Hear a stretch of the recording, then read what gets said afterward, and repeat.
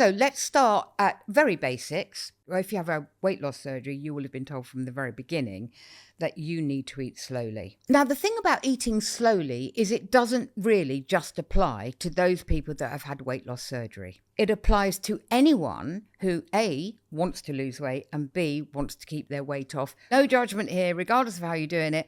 This is going to help you. Why do we need to eat slowly? The thing that most people answer to that question is it takes time for your stomach to send a signal to your brain to tell it that it's full. Actually, yes, that is true.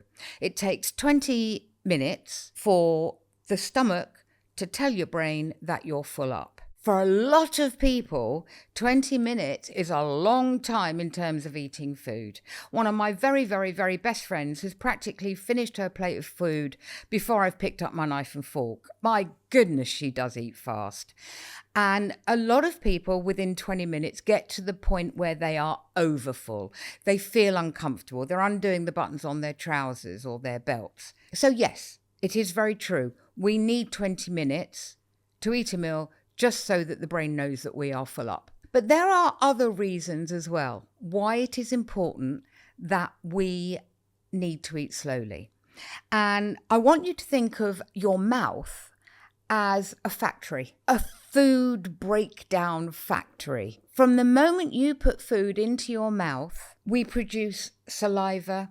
We have little ridges on our tongues that can taste the food. I'm not going to say kind of. The muscle is a tongue, and the tongue is designed to automatically recognize that there is food in the mouth and move that food around in our mouth so that it is our mouth and our teeth and the saliva that work together, create enzymes that break down the food in our mouth. It is very important to realize that the first stage of breaking down our food happens in the mouth. Unfortunately for us, the kind of automatic response to swallow is very, very strong. That impulse to swallow food is very strong. And very often that impulse kicks in well before the food has been broken down enough.